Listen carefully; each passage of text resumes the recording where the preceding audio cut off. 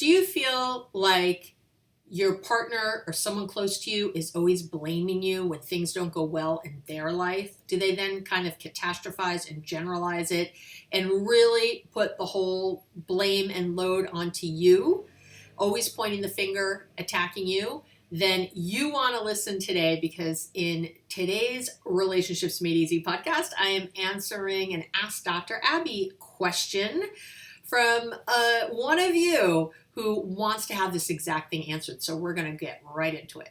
Welcome back to the podcast. Hello, I'm here. If you watch me on YouTube, you could see me saying all this.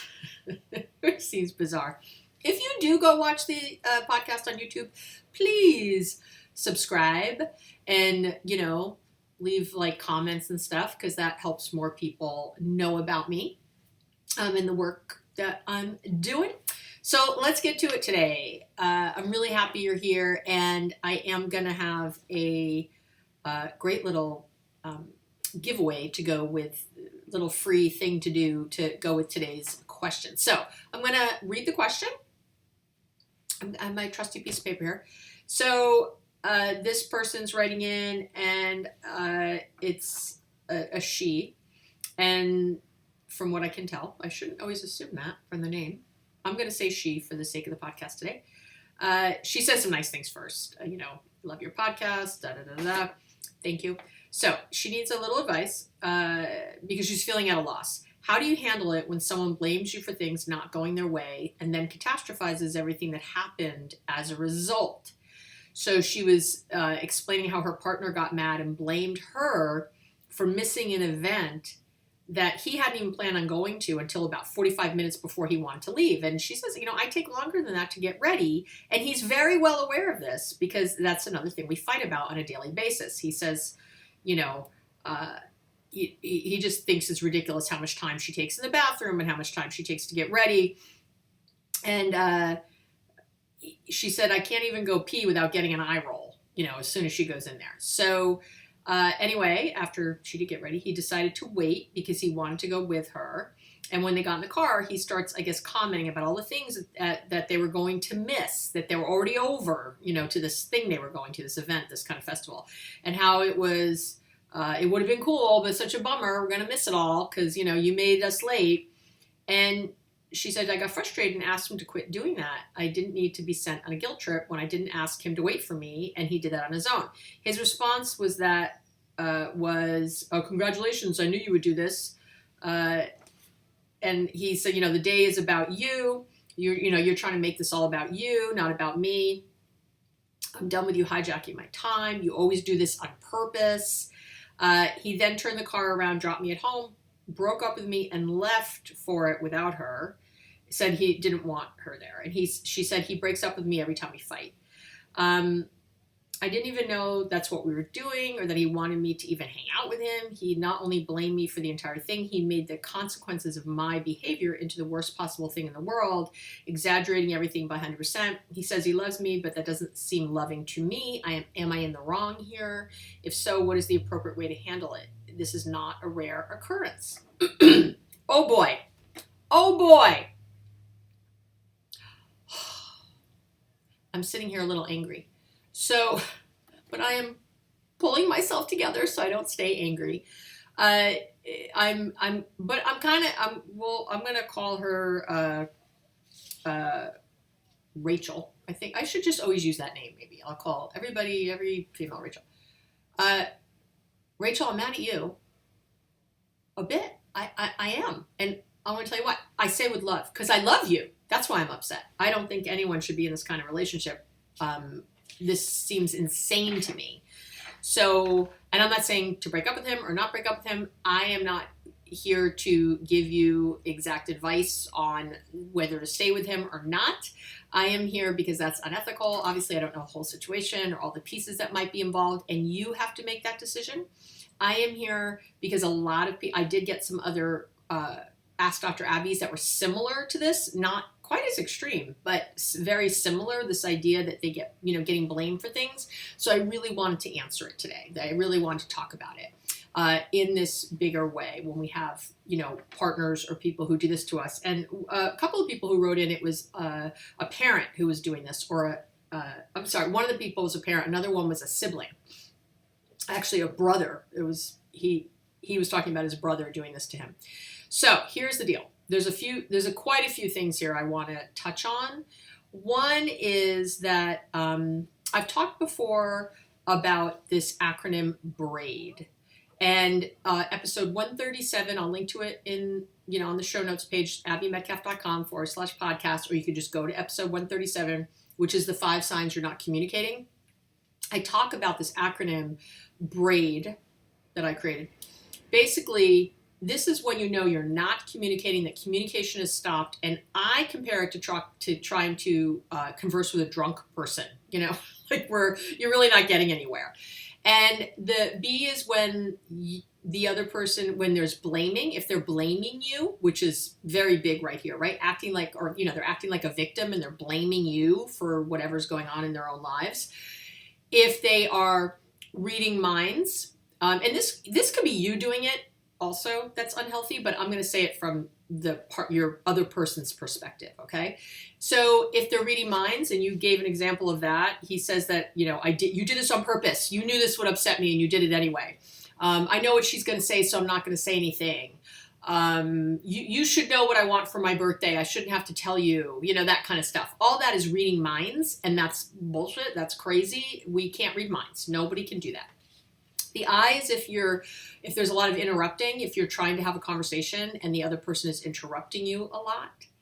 I missed the A, BRAID.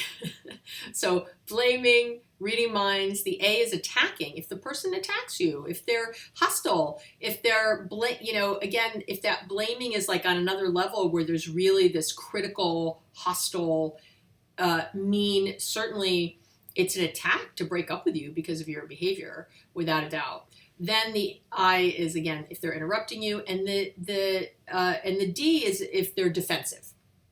If they're very defensive, which it sounds like happens, you say something and then this other thing happens. And again, I don't know all the pieces. I'm just going by what's here and what I know in general about people I've worked with. So I want to keep giving that clear parameter that, again, it's unethical for me, to give direct advice. So go see a therapist, go see a counselor, do your thing. And these are kind of the bigger, broader brushstrokes I can talk about. So all those things are there, which is a big problem right away. And one of the things that Dr. John Gottman talks about, a very famous marriage researcher, is he talks about the 4 horsemen of the apocalypse or something. He has this thing about, in his research, he's been able to show when people would get divorced. And the top thing there is something called contempt. And when you're talking about the eye rolling, it feels like this man has contempt for you, Rachel. Like he thinks you're pathetic and he's like sneering at you. I could feel it. He's rolling his eyes and he's at you all the time. He doesn't think much of you. And that's a problem. So I don't even know what that means to love you if he doesn't think much. I can't really understand how that would show up, how you feel love. And I don't know, maybe he does really. So here's the thing. So maybe you're writing this, but really 90% of the time, this guy's amazing. And there's this 10% that he kind of loses his, what? Is that something you're willing to, deal with? Is that something you're willing to let go because you mostly get your needs met? I don't know. I'm not sure. And for anybody, it's the same. Now, if you're dealing with, some people do this and they're like, well, it's my mother. I can't not have a relationship with my mother. It's my brother. I can't not have a relationship with him. Because again, I'm not talking about breaking up or not seeing a person or cutting off your parent or whatever. I'm not talking about that. I'm talking about your boundaries and how you want to be treated. So the first thing I would ask Rachel here really is, how do you feel day to day in this relationship? How do you feel? Do you feel cherished and loved and taken care of and understood and appreciated and happy and joyous and light? Are those mostly your feelings? And then this other stuff comes in because that's something else, right? That's something that we can kind of address differently. If you don't feel that way, I would really, on a day-to-day basis, I would really ask what you're doing. I'm really not understanding what you're getting from this relationship. And that's usually related to our own past trauma, our own past of what we think we do or don't deserve with someone. And I love you, Rachel. I want you to feel like you deserve the best. Of course you deserve the best. Of course you deserve a loving, open, partner who cherishes you. And of course, if it's your parent, your dad or your sibling or whatever, of course, that's a wonderful thing. And, we're not here to change other people, though. We can't do it. I know, I've tried. Trust me, if we could, I would have figured it out by now, because I'm the control freak. I'm the control enthusiast. I would have figured out how to change people. We can't. What we can do is act in a way where we're clear about what our boundaries are, and then act on those boundaries. And I've shared this before, if my mom was saying, when my mom was alive, we had some issues for many years, and I didn't want to cut her out of my life. She's my mom, and I wanted to figure that out. And we did. We came to a very peaceful kind of ending together. And there were still times when she would say things where I just thought my brain was going to explode. And I would just very quickly draw a boundary like that. You know what? That's not okay to talk to me that way. We can either change the subject or I can hang up. And I would do it. And then if she went back to the subject in the beginning, she would, she's like, oh, I don't know. Why you get so upset? Why are you always yelling at me? She used to say that I was yelling at her. I wasn't yelling. I never yell. Actually never. I can't remember the last time. I'm not a yeller. It's not my thing. So I knew I wasn't yelling at her, but for her, it's kind of the gaslighting, it's this whole gaslighting is really what happened here, at least the way it's described, where Rachel's partner is turning it around, like that she's confronting him about something, and then he's gaslighting her, and he's telling her, oh, you make this all about you, and he's being very defensive and putting the focus back on her where he's comfortable, obviously, not on himself. So what do you do? What you got to do is say how you feel. And then when what do I say a lot? You have to have high standards and low expectations, meaning that I want you to have high standards, and then your expectation can't be that it's going to be met all the time. However, when your standard's not met, that's a boundary, right? When your standard, when the thing you need is not met, you need to take the action. You need to do something. So to me, I don't know, like this situation, he's yelling like, get going and whatever. I would just say, hey, this always turns out bad for us. I'm not going to go with you. You go have a good time. I love you so much. Have fun. And I'll see you on the other side. Or setting up the expectation of, well, if you want to go, it's going to take me an hour because it takes me a while. That's my thing.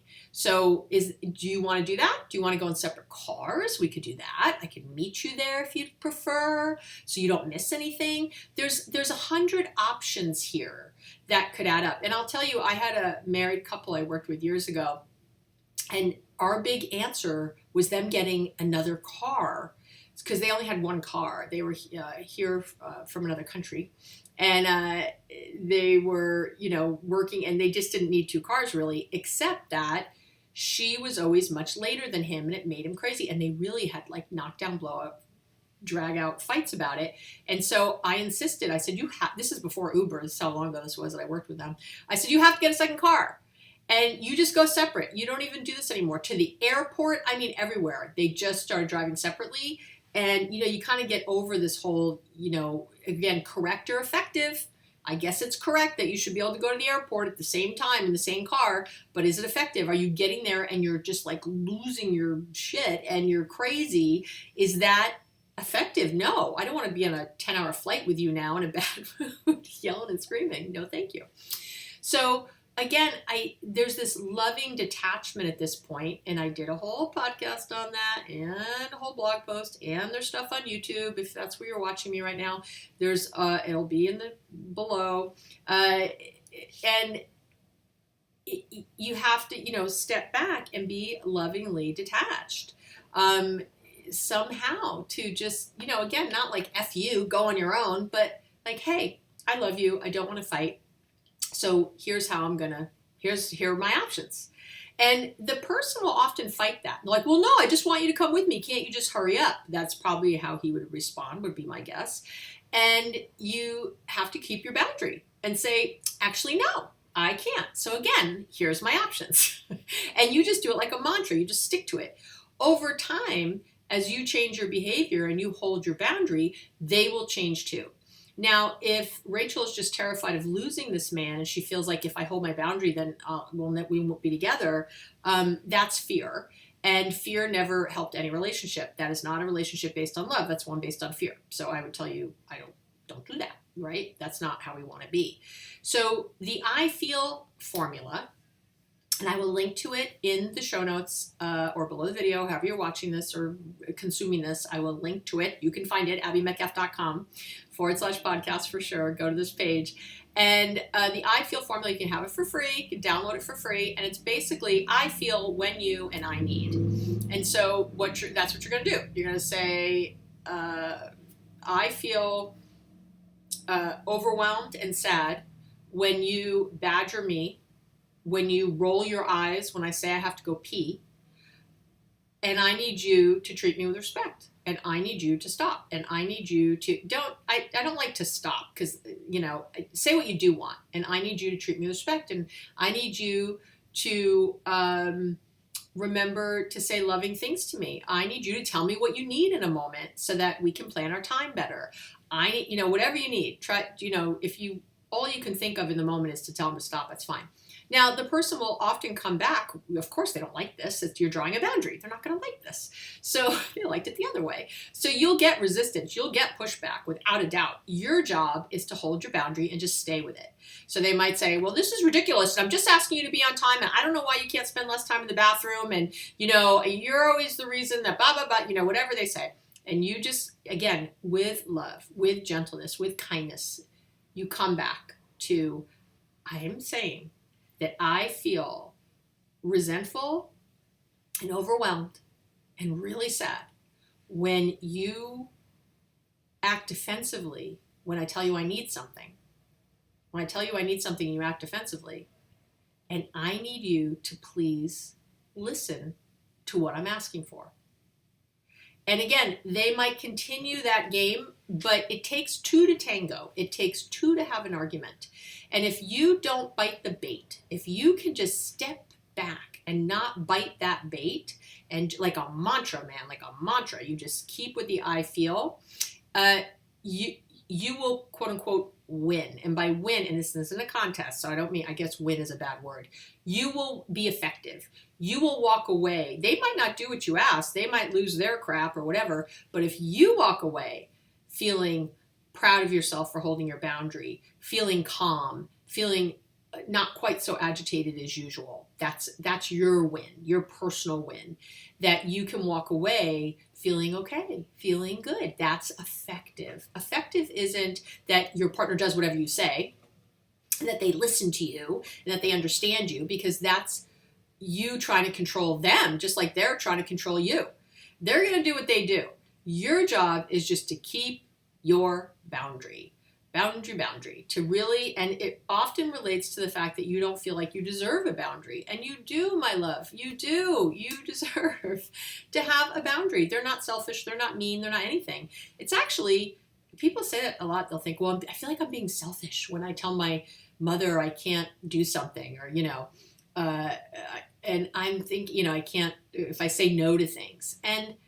But think about it. So when you say yes, when you mean no, when you go along with things and you just feel frustrated and angry, that's not healthy. And why is that better than being selfish? I don't understand. So the only difference to me is that in one of these scenarios, you walk away feeling better, or they walk away feeling better. I vote for you. And really, isn't it they are being selfish if they're the ones who say you have to do this thing, otherwise they'll be upset? Again, why does it work for them and not for you?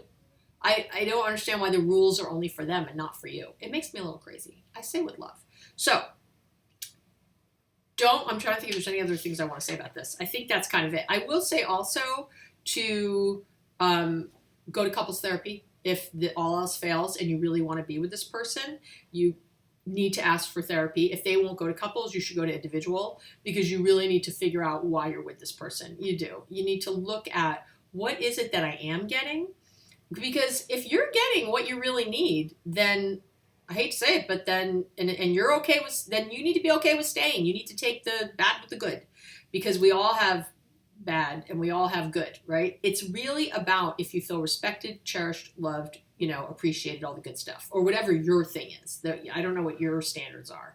If that's there, then we let other things go, right? We don't worry about those things. And again, so I don't know if this relationship that Rachel is describing is, 5% this other piece and 90% it's great and she's just focused on this. I don't know. So that's why I'm saying it. Okay, I think that's it for today. I really want you to hold your boundaries, identify your boundaries, hold them with love for yourself and the other person. The difference between boundaries and walls is love. So don't cut them off, don't get into that cut off, never speak to you again, F you. That's not, because then you're not learning how to hold a boundary, because that's not really a boundary. That's just a cut off. That's just a wall. You're not learning how to have a boundary, how to say no, how to be clear, how to give other options, how to stick to your guns. You're not learning that. And so you're just going to repeat it somewhere else. So no matter what, it's important to do this work with whoever your person is, who's you're having these issues with, because at the end of the day, you're going to keep repeating it otherwise, and you don't want to do that. All right, that's it for today. Come on over to abbymedcalf.com/podcast to today's episode and the show notes page, and you can get the I Feel formula if you want to have that. I also have a video on it on YouTube. I got it everywhere. So we'll link to all the good things so you can go find all these wonderful, juicy bits that we're talking about. And that's it. I love you. I'm glad you're here with me. I really appreciate you writing in. If you have a question for a future Ask Dr. Abby, write into abby@abbymedcalf.com, or you can go on the website to the contact page and you can send an email through there and I will get those and hopefully answer it on a future podcast. All right, take care and I'll talk to you real soon.